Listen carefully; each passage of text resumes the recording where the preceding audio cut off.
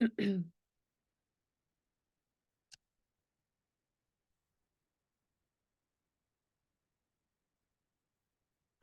hello, lovers.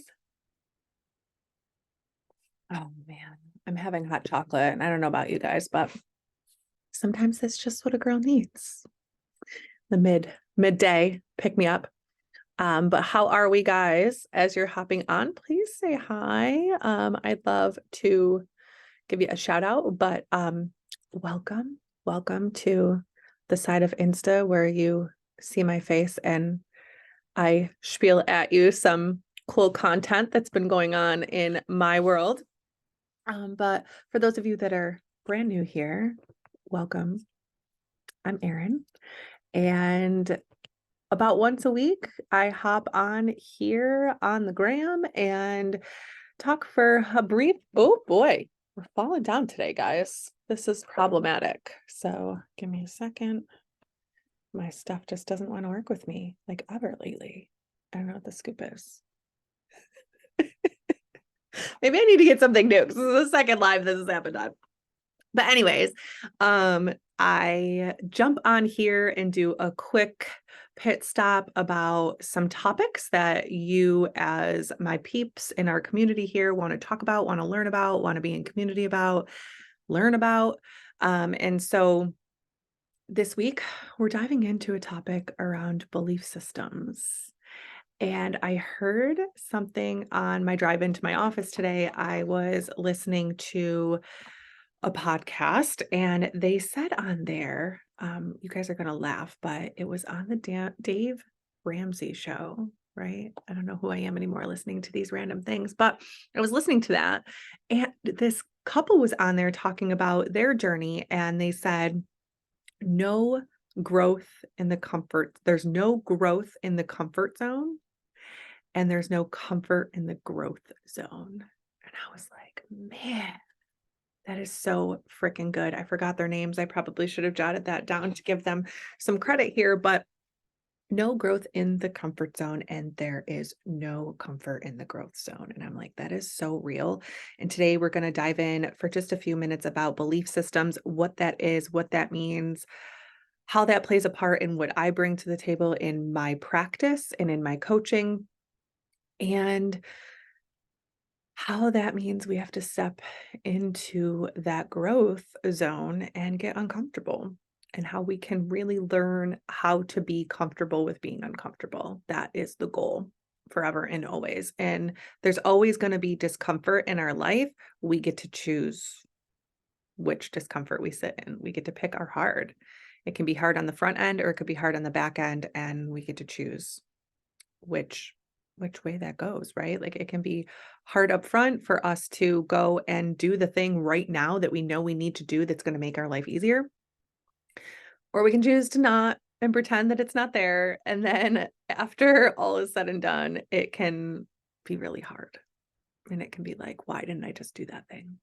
So learning how to give ourselves grace through that and not beat ourselves up, but learning from it and saying, okay, I got to go do the hard thing. I got to learn how to do that. So any hoops today, belief systems, we're going to just dive in. I want to keep this one quick and to the point, but when I say belief systems, I do not mean religious or faith or any of those types of beliefs. What I mean is our general beliefs, who we believe we are, and kind of the root of that. So before we go into that, I might need to back up and explain kind of how I operate when somebody comes to me in the coaching or therapeutic way and they're like, I need guidance, I am struggling, or I got this going on and I don't know what to do, and da da da da da, right? They're coming to me because one or more of the four core areas of their life are interrupted, have become uncomfortable, or feel like we are just completely crumbling. So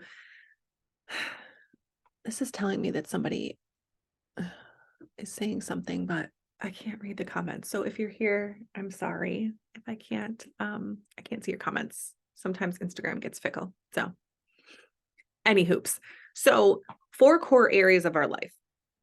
First and foremost, it's our home life, right? Our safety net. Everybody in our nucleus of our home. So right there, that home, our safety, right? Like if we don't have that, if we don't have a safe place, a lot of other things in our life are going to be thrown off. So that safety net, and who is there, right? Is it your immediate family? Is it your parents? Is it your kids and your husband? Are you single and you just need to maintain that stability, right? Like what does that look like? Um Second is your social circle. Who is it that you are spending your time with outside of your family? Right? And we've talked about before in previous episodes and just on the podcast about the 5 people you surround yourself with. You are the combination of that. You are the combination of them and their habits. And so being mindful of who we are socially associating with. Third is our career or school. Some people have both. And but a lot of folks that I work with, I do work with a lot of teens and young adults. So I do have a significant amount of people that are in both, but it's really like that end game of career, right? That's kind of the goal. And so that is the third area. And last but not least, in fact, I think this is the one that is most significant is our sense of self. So when we have a stable home and our family is good and healthy and we're connected with them, when we have really great tribe around us, our friends and our community are just like really supportive and we feel really good in our career. We feel like we're making moves and we feel like we're contributing and we're validated and that we're providing something to the world. Our sense of self is the one that's really the one to focus on, right? Making sure we're doing self-care that leads to self-love. And so those 4 areas of our life are what I believe are the 4 core things. Now there are probably other little things intertwined in there, but usually it's one of those 4, and oftentimes it's the sense of self, but it's one of those 4 that the individual is struggling with and needs support and guidance on how to move through it. Um, and so it's what do we believe who we are in those 4 areas? So sit with yourself for a second. Who do you believe you are as a mama or a wife or a husband or a fur mom, whatever you want to call it, right? Who do you believe you are within your home, within your household? Who do you believe you are as a friend? How do you show up as a friend? Who do you believe you are in your career as a colleague or as a leader or as somebody who's working on becoming a leader, right? Like who do you what are the qualities that you believe you hold in that? And lastly, your sense of self. Who do you believe you are when nobody else is looking, when nobody else is around? How do you take care of yourself? And what do you say to yourself? Who do you believe you are? And so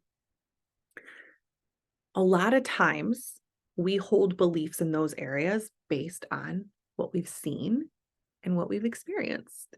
And a lot of that is our upbringing. And so, really, what I want you to gather, if there's anything from this, is that our belief systems are created from the age of 0 to 7, which is like, pew. I've talked about this before on previous lives and previous um, containers that I have in group parts of my practice and parts of my coaching. I've done different group activities where I've talked a lot about this, that depending on what you went through from age 0 to 7 years old, your belief systems can be drastically different from mine. So if we walk this back, right, somebody who has lived on very little income or in poverty, right, their belief system around money and household and survival is going to be way different than somebody who has lived in a upper class, who has had consistent income. The parents, have always paid their bills. They've never had to worry about money, all of that stuff, versus somebody whose parents might be struggling and they don't know where their next meal is going to come from, those kind of things, right? Very drastically different mindset and evolution through their life of understanding and relationship with money, of understanding and relationship with themselves, with other people socially, and how they might view their career. So their belief systems are going to be drastically different than those that didn't experience that. So, one really huge example that I like to give in this is somebody that's been involved or seen some level of violence in the home, right? Some level of struggle and fighting between their parents. And flash forward, right? That's what they watched their entire life growing up, and flash forward to adulthood, and they are starting to engage in romantic partnership. Their belief system is going to be, oh, it's normal to argue, to fight, to engage in these behaviors. And that's going to be how they hold their standard of their boundaries, which we've talked about boundaries. Please go back to a couple episodes here where we talked so deeply about boundaries. And this is a huge part of that, right? Who we believe we are and the standards that we allow, a lot of times are due to our belief systems and what was created when we were a kid. And until that belief system gets interrupted, we're always going to think that way. And what we think drives behavior, and how we behave has a consequence or an outcome. And that consequence or outcome reinforces the thought. So it's this behavior pattern, all based on our belief systems that we hold. And so understanding the beliefs around all areas of our life is essential to moving through that discomfort that I referenced at the beginning and creating a new belief system. And so really understanding, we got to get to the nitty gritty. We got to understand what I believe I am, right? Okay. So you guys are like, okay, great, Erin, that's all great. How do we do that? Like, how do we create a new belief system? How do we change our life? How do we change a new thought, a new behavior, and create a whole new belief system within ourselves when for 30, 35 years, that's what I've believed relationships were supposed to be. And so we have to list out who we want to be. So this is so key, and I'll go into this in a minute, and I'll give you some examples. But we have to list out who we want to be and those characteristics, and then we have to evaluate where we are in reference to that. Okay, so if we literally sit and say, what do I believe about myself? What do I believe in who I am, how I take care of myself? This one's the hardest. That sense of self is really, really hard. So you might want to start with another area of, who do I believe I am as a friend? Right? What are the qualities that I want to attain as a friend? Who is, when I'm my best self, like, who is it that I want to be as a friend? That's the social piece, right? Who is it that I want to be in my significant other relationship, right? My romantic partnership. Who is it that I want to be? At home, I'm a mom, so I always just lead with that. But, whatever you identify as a father, if you are a step parent, if you don't have any kids and you're living with your significant other, right? Like, who at home, it is different from a romantic partnership, because what you do at home and how you run your household may be slightly, it is separate from your relationship, your romantic partnership, right? They intertwine, but just be mindful of that. And so, who do I want to show up as in my home, right? And then it's that sense of self. So you've got those 4 areas and you write those characteristics out. And then once all of those out, who do I want to be? Then you look at that and say, like, okay, am I showing up as that person? And if I'm not, where's the void? Okay. So let me give you an example of this, like in my relationship, right? And my husband will attest to this. He's totally fine with me talking about it. But so a handful of years ago, right, my husband and I just struggling to connect, right? And I think a lot of people, I'm not going to say all, but a good chunk of people go through struggles in their romantic partnership because we evolve as humans, right? We evolve. And so if we're not evolving kind of at this same pace, if one person is really evolving and the other's like a little bit slower, or then they surpass, right? There can be these like big gaps of evolution. Especially him and I have a decent amount of years between us. And so, kind of what he's gone through in life, he went through certain things well before me. Right. And so, it's just that kind of generational difference too in kind of the things that he's wanted, and his goals and dreams were a little bit different than mine at times in our relationship. And so, we've had to really work through some of that. But one example is a handful of years ago, we were not connected. We were very much, you know, living day to day, just the monotony of grinding. There was no there was no discussion in dreaming about goals and life and what we want for each other, what we want for ourselves. There was no like, I need this and I really want this for us. There was none of that. It was literally ships passing, and it wasn't ships passing with the goal in mind of like, we're going to grind this for a couple years and just kind of buckle down and get through these next couple years of hard times and navigating our career and then come back together and be like, "Ooh, that was hard." It There was none of that. It was just day to day. And I think a lot of people live this way. It's just survival. We were literally just surviving in our own minds and not communicating how hard it was for each of us. We were just kind of stuck in our own self. And that was building resentment and anger and frustration, and then more resentment and anger and frustration. And it was really creating a wedge between the two of us. And so, what I did at one point, right, I did a lot of gratitude, which is something you got to do. That's the first step, is kind of getting through gratitude and doing that for yourself and those around you. But the next step into kind of uncovering these belief systems I had is I was saying to myself, who do I want to be as a wife? And I jotted it all out. I was like, I want to feel good in my own body. So I feel, wanted and sexy and healthy and like have a drive to be like romantically engaged with my husband.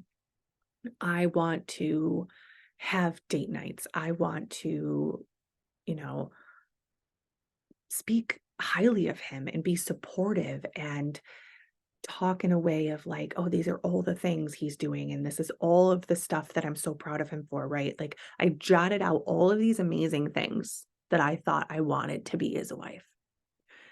And then I wrote out, am I actually?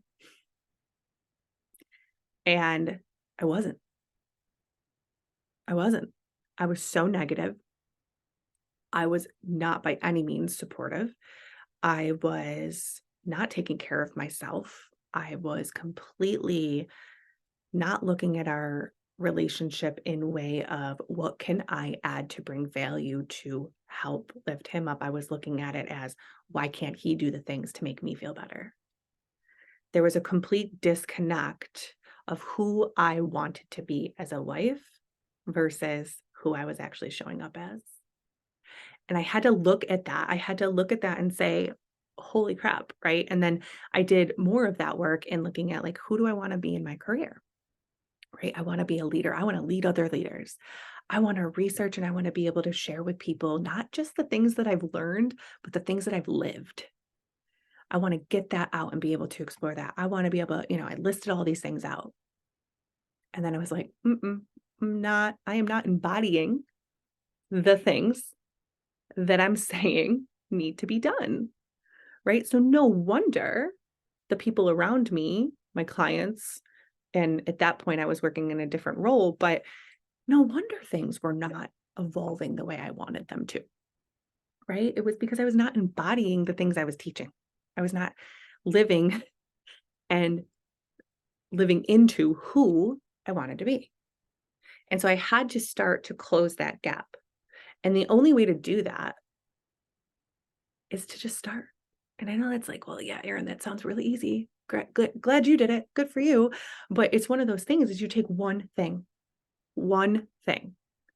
And so if the thing is you want to be a better wife, look at all of these things you want to be and take one thing and work really, really hard at that one thing. If you want to be a really good mama and you're like, man, I'm just not present for my kids right now. Okay, put your phone on do not disturb, leave it in the kitchen and go in the other room and be present for 10 minutes. Just 10 minutes.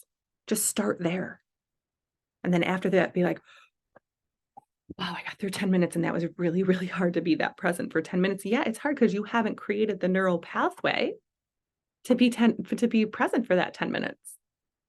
So one thing that I did, and this is, I'm going into relationships, so this might not, pertain to everybody, but this is just an example, is I had to really learn the love language between my husband and I. And so for those of you that don't know, go pick up the book, Love Languages, go Google it, take the test. It's free. If you want it, reach out to me. I'll send it to you. It's super easy. It's free, blah, blah, blah. Okay. There are 5 love languages. This is not what this is about. So if you want that, let me know. But what I want to say about that is that I had to understand my own love language first and foremost, which is shocking, words of affirmation. I know. We are all uberly shocked that words are my jam. And so I know for me that I don't want my husband to buy me gifts. That's beautiful and great, but I don't want that. He doesn't need to go and do all of these grandiose things for me. He doesn't need to go and come up and give me this huge hug and a kiss, right? What I need is for him to tell me that he's proud of me. What I need is for him to tell me what an amazing human I am, what a great mom I am, what a great supportive wife I am. I need him to tell me that I'm the coolest, sexiest, best thing he's ever met. Now, he does say that, but he half jokes, and then I tell him not to patronize me. But any hoops, that's a whole joke. But that is what I needed. Okay, so I understood that. And then discovering what he needs, his love language is physical touch. So he needs me to hold his hand, to grab his cheek, to rub his bald head, to, just show affection physically. That is what he needs. Now, we were in a place in our relationship where I was resentful and he was resentful. I didn't want to engage in giving him a hug or holding his hand. I don't want to touch him. No desire. I was so not, and he did not want to tell me what a great human I was because I wasn't giving him affection. And then I wouldn't give him affection because he wasn't telling me what a great person I was. And here we are on this hamster wheel, right? Of like, well, if you do this, then I'll do this. If you do this, then we had to break that somehow, right? And guys, when I tell you this was one of the hardest things I've had to do in my life, and I know this sounds really ridiculous and really silly, but in order to break that, I had to force myself through that discomfort. And it wasn't that I didn't love him. It wasn't that I didn't want to hold his hand. It was I was so angry and resentful, right? The patterns of behavior have built up to this like zone, right? And so it's I can either live in this discomfort or I can get a little bit uncomfortable and try something new and try to do something on my list of what it means to show up as a good wife and step into that and see how that goes. And so I had to start. I know this sounds crazy, but I had to like hold his hand while we're driving for like 30 seconds and be like, right? Now I have sensory stuff. For those that know me, I am anxious at baseline. I have sensory stuff. My kiddo is the same way. We are very much like sensory overload. And when that happens, we just go to another place and we're like, "Rah." So sometimes even like touching somebody's hand and holding their hand. And my husband says all the time, "Oh yeah, you're cold as ice. You're so not affectionate." And I'm like, that's not true. I feel like I'm the most affectionate person. But it's my sensory that gets in the way that people feel that as cold as ice, right?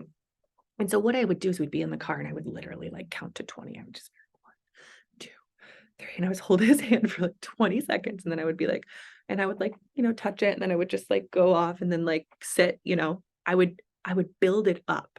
It's like exposure therapy, right? Which sounds ridiculous, guys. And I know this, but my goal self, who I wanted to be in my relationship was more affectionate, an affectionate wife, a supportive wife. And in order to do that, because I wasn't showing up as her, I had to gradually become her. I had to start and I had to build myself to a point. A 1% shift over time became a completely 100% new version of me.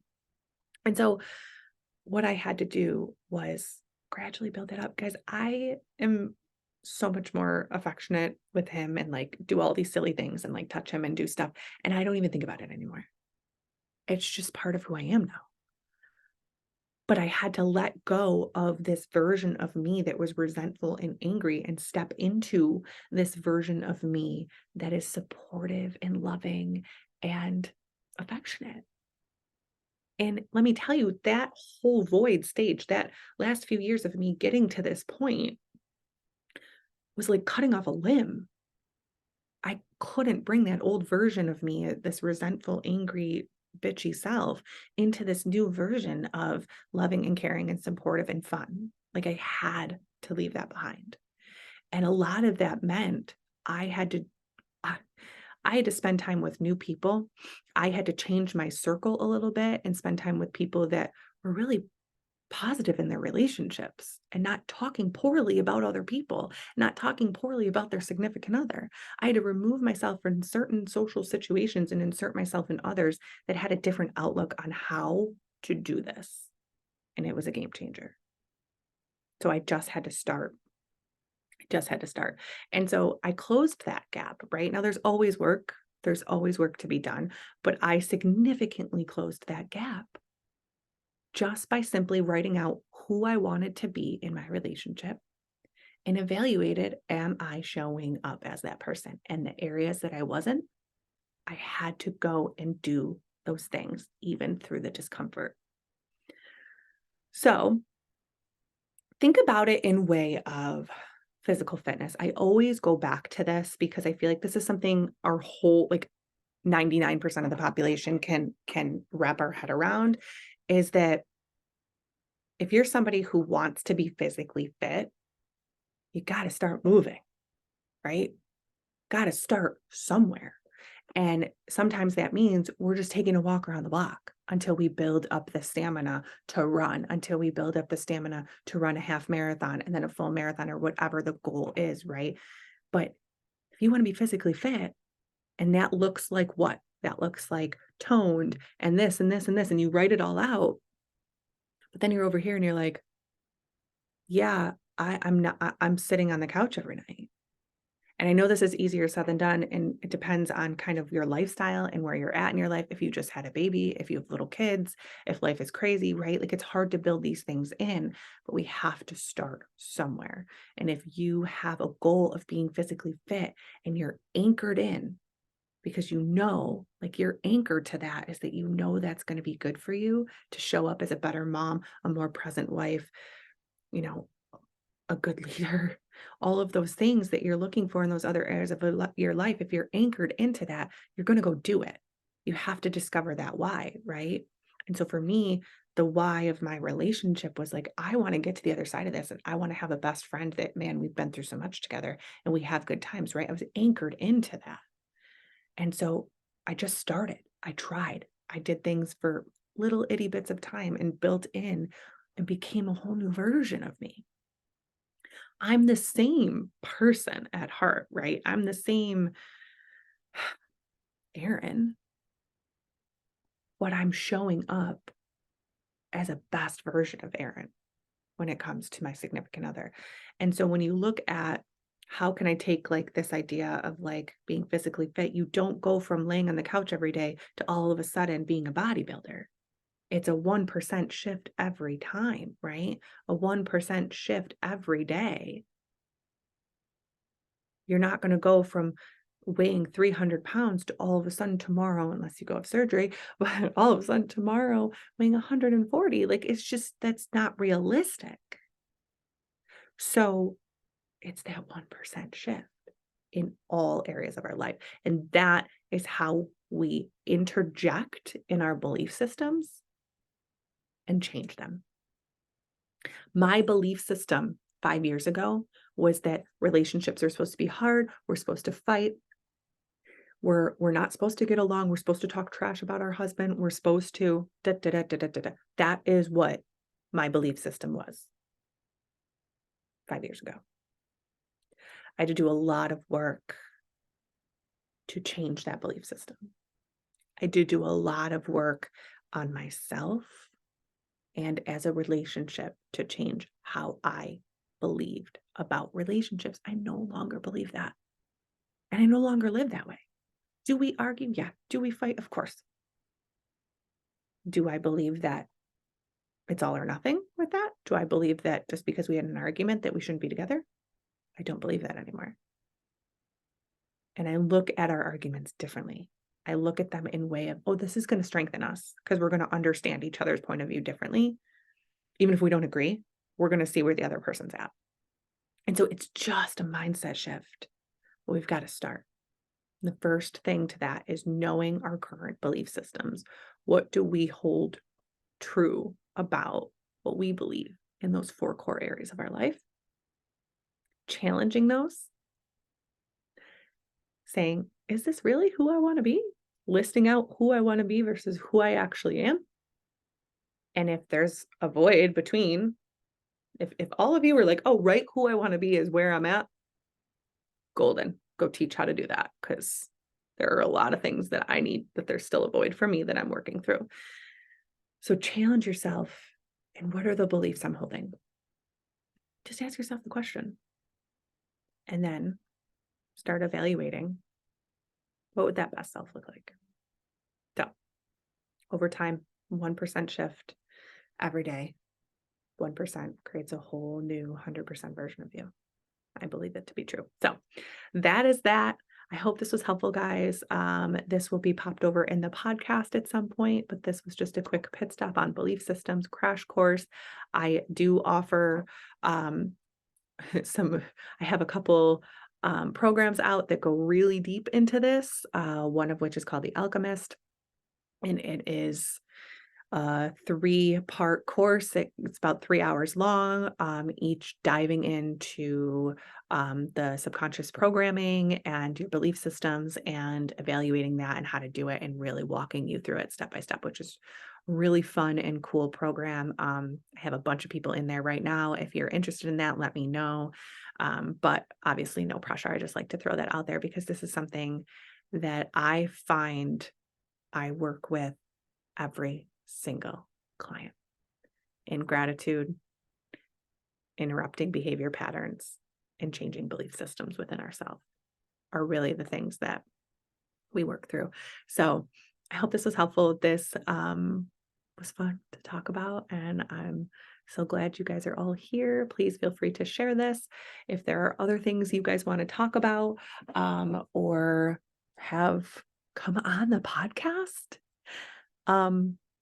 little side note, I will be launching, I think today or tomorrow. I got to see what's on my calendar for this afternoon, but I will be launching the season 3 podcast episodes of This Life's the Pits. And I am actually starting that now, starting holding interviews now for that. So I'm super, super excited.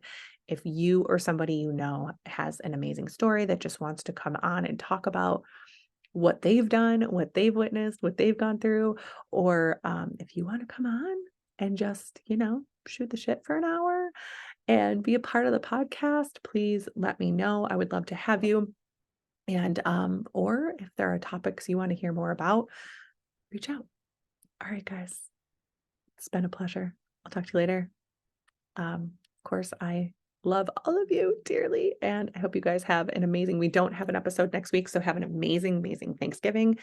And until next time, go set the world on fire, y'all. Love ya.